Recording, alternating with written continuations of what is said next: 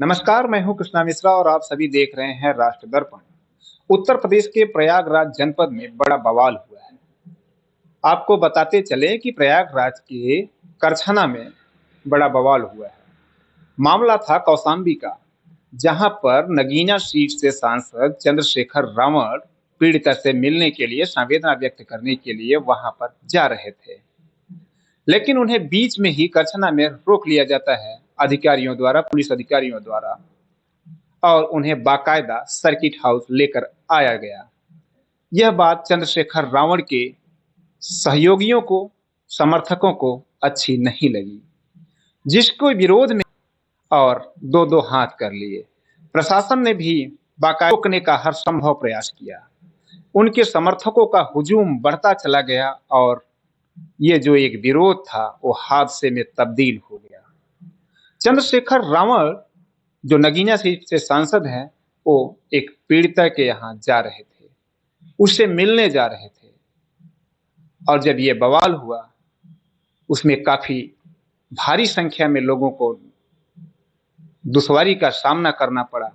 सरकारी संपत्तियां मिट्टी में मिल गई, पुलिस वाहनों को मलबे में तब्दील कर दिया गया, पुलिस पर पथराव किया गया। निश्चित रूप से ये अत्यंत दुखदायी है।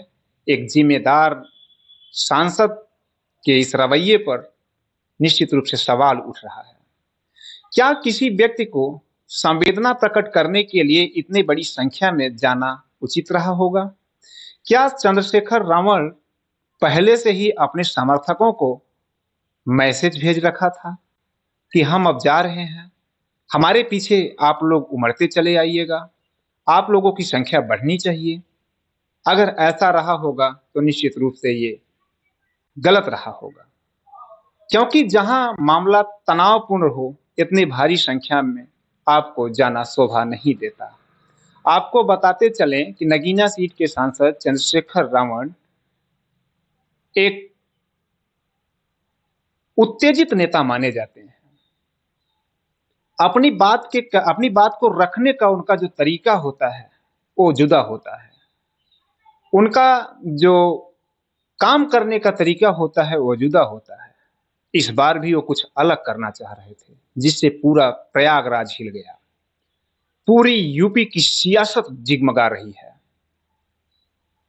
हालांकि पुलिस जांच में जुटी हुई है। सीसीटीवी फुटेज के मदद से लोगों को चिन्हित किया जा रहा है, जो सरकारी संपत्ति को नुकसान पहुंचाए हुए हैं, जो सरकारी संपत्ति को तोड़ा है, जलाया है, जो आम जनता को परेशान किया है, उनकी पहचान की जा रही है।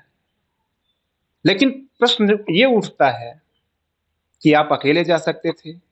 अगर आपको लगता है, जिस प्रकार से आपने बयान दिया है कि हमें सर्किट हाउस लेकर आया गया पुलिस अधिकारियों द्वारा, हमने पुलिस अधिकारियों से कहा कि आप मुझे उस पीड़िता से मिलवा दीजिए, उस पीड़ित परिवार से मिलवा दीजिए, आपको मिलने नहीं दिया गया।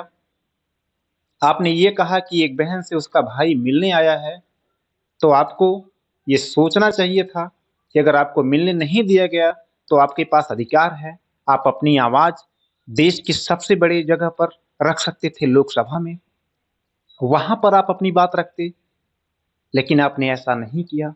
आपके समर्थकों ने इंतजार नहीं किया और एक हादसे में तब्दील हो गया करछना।